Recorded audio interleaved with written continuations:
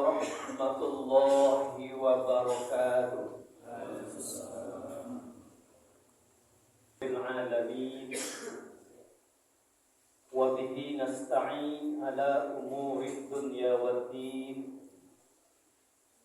Asyhadu an la ilaha illallah wahdahu la syarika lahu wa asyhadu anna Muhammadan abduhu wa rasuluh sallallahu alaihi wasallam la nabiyya ba'da. Allahumma fassalli wa sallim ala hadzal nabiyil karim wa ala alihi wa sahbihi ajma'in. Ittaqullaha haqqa tuqatih wa la tamutunna illa wa antum muslimun. Faqala Allah ta'ala fil Qur'anil Karim, a'udzu billahi minasy syaithanir rajim.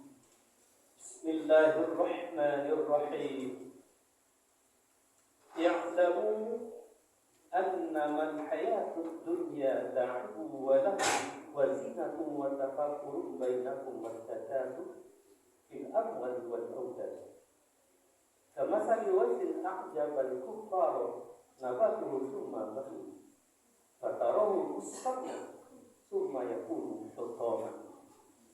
Wa fil akhirati 'adzabun syadid wa maghfiratun min Allah wa ridwan wa mal hayatud dunya illa mata'ul ghurur. Shadaqallahul 'azim. Kita berlindung kepada Allah dari godaan syaitan yang terkutuk dengan menyebut nama Allah yang Maha Pengasih lagi Maha Penyayang. Ketahuilah olehmu, sesungguhnya kehidupan di dunia itu adalah bagaikan sebuah permainan dan senda gurau.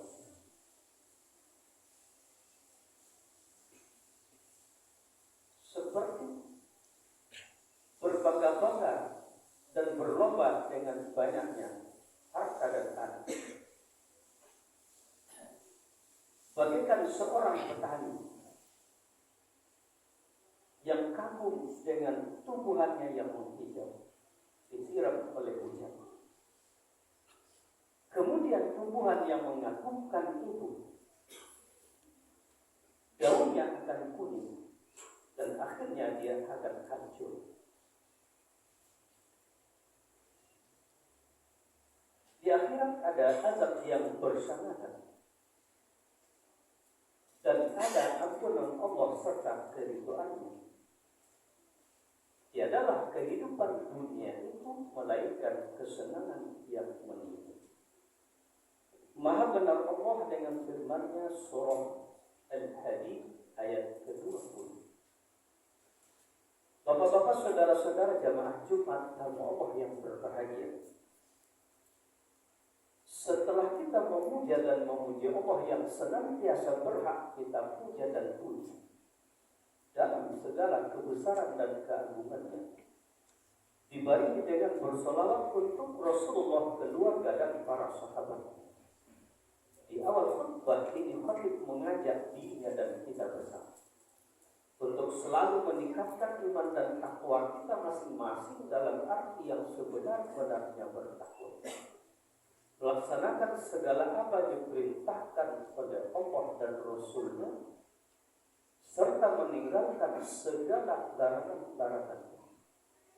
Dengan bekal iman dan takwa itulah kita jalani kehidupan dunia sementara ini dengan sebaik-baiknya.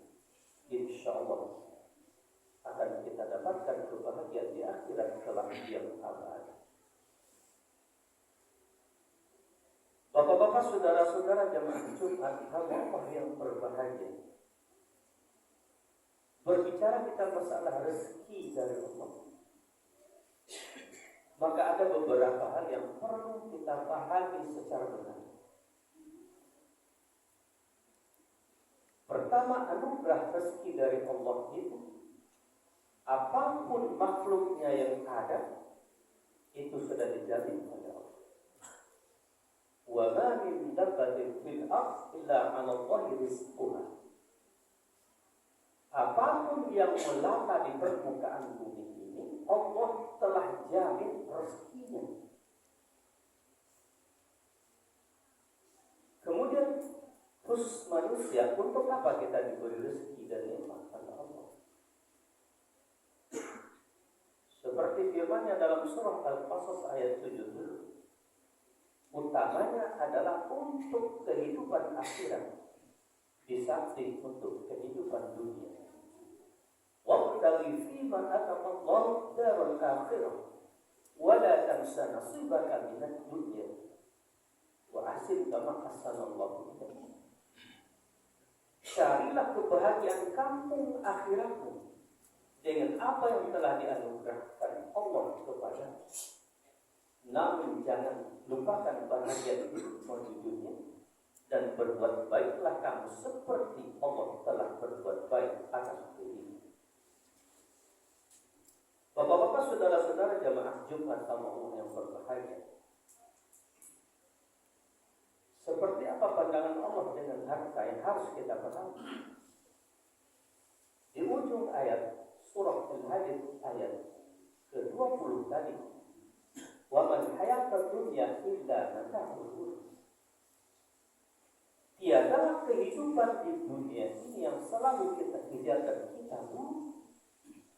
Dan karena kita tak sempat untuk beribadah kepada Allah karena mencarinya, itu kata Allah hanya kesenangan yang menunggu. Mata'ul ghurur.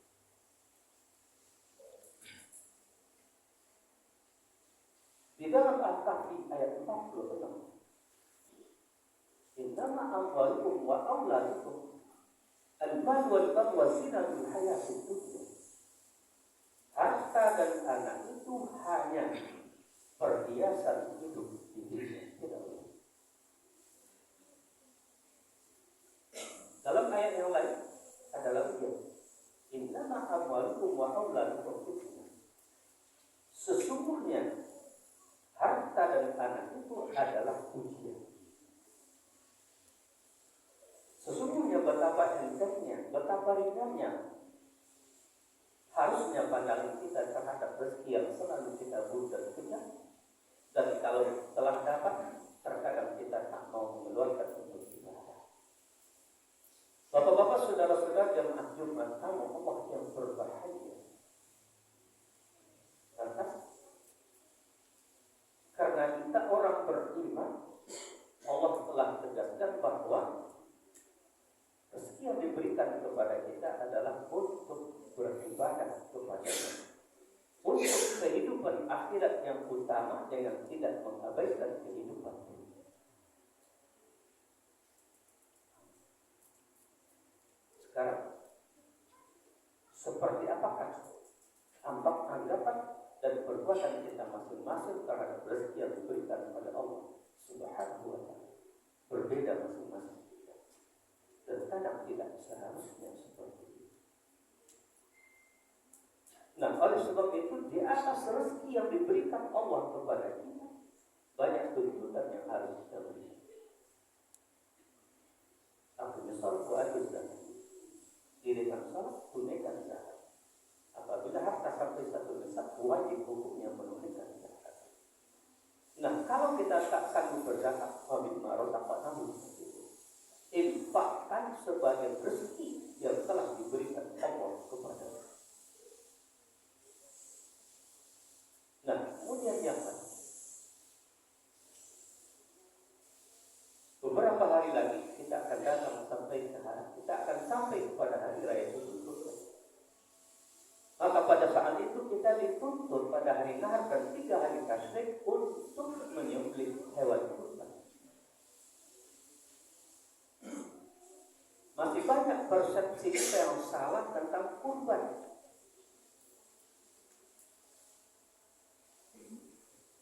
Sehingga kita beralasan itu kan sunnah. Satu kan cukup. Dia yang bikin dalilnya sendiri. Inna a'tayna kasautan. Sesungguhnya kami telah berikan kepadamu nikmat yang sangat banyak. Fasal li rabbika wanhar. Salatlah dan berkurbanlah. banyak orang yang mau melakukan korban, padahal itu adalah tuntutan Allah.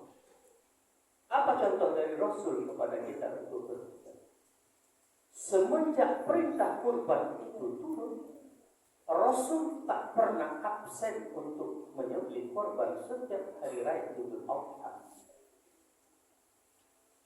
Sepaling sedikit kurban yang belum sembelih waktu musim sangat sulit itu hanya 2 ekor kambing. 1 untuk diri beliau dan 1 untuk keluarga. Dan tidak pernah absen seperti kita. Lantas apakah 1 atau 2 saja dicontohkan oleh Rasul?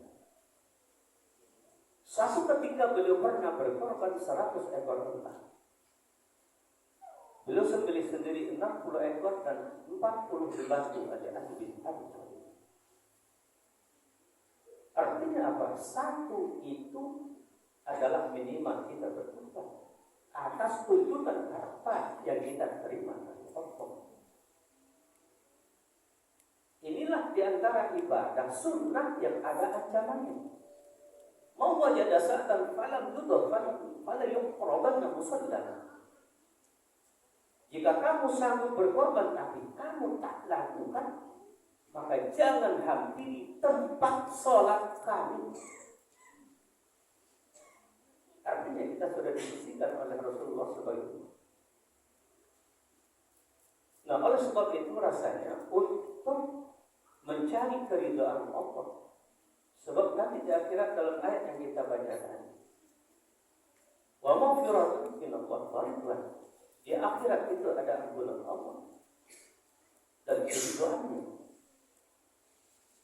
Tetapi ada di akhirat itu ada azabun syadid, azab yang bersama-sama. Nah, oleh sebab itu rasanya tidak ada alasan bagi kita yang menerima rezeki dari Allah yang tidak ikut yang berkorban setiap tahun. Karena Allah telah berikan nikmat yang sangat banyak kepada kita. Untuk logika sederhana, ini bukan maksud untuk menyindir, tapi untuk berpikir. Seandainya ada 1 orang yang merokok, menghabiskan 50.000 sehari, malah lebih. Dan itu 1 bulan 1.500.000 dan 1 tahun 18 juta. Seandainya ada di lingkungan kita 100 orang yang merokok, 1 tahun itu adalah 1,8 miliar.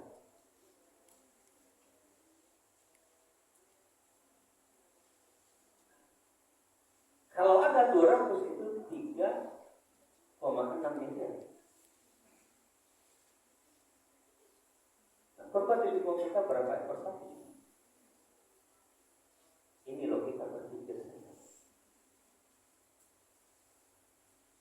Nah, betapa banyak nikmat yang telah kita terima.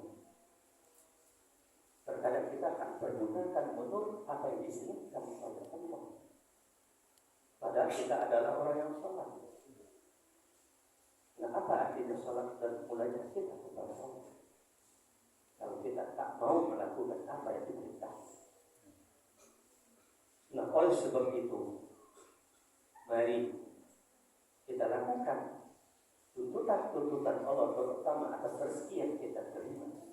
Apakah zakat namanya, apakah infak namanya, dan apakah kurban namanya, dan santunan-santunan itu. Supaya apa? Supaya rezeki itu ada berkahnya untuk kita, dan rezeki itu yang diberikan oleh Allah supaya kita terhindar dari azab yang keras nanti di akhirat, dan semoga kita akan ampunan dari keridhaannya. Waktu dulu kita bersama anak kita.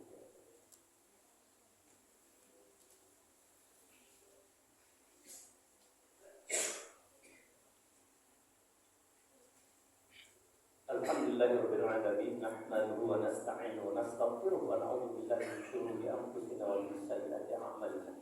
May yahdihillahu fala mudilla lahu wa may yudlil fala hadiya lahu. Asyhadu an la ilaha illallah wahdahu la syarika lahu wa asyhadu anna Muhammadan 'abduhu wa rasuluhu la nabiyya ba'dahu. Ittaqullaha haqqa tuqatih wa la tamutunna illa wa antum muslimun. billahi minasyaitonir rajim. Bismillahirrahmanirrahim. Inna a'tainaka al-kautsar. Faqadli li rabbika wanhar. Inna syani'aka huwal abtar. Inna Allaha wa malaikatahu yusholluna 'alan nabi ya ayyuhalladzina amanu shallu 'alaihi wa sallimu taslima. Allahumma shalli 'ala Muhammad wa 'ala ali Muhammad kama shallaita 'ala Ibrahim wa 'ala ali Ibrahim wa barik 'ala Muhammad wa 'ala ali Muhammad kama barakta 'ala Ibrahim wa 'ala ali Ibrahim fil 'alamin innaka Hamidum Majid.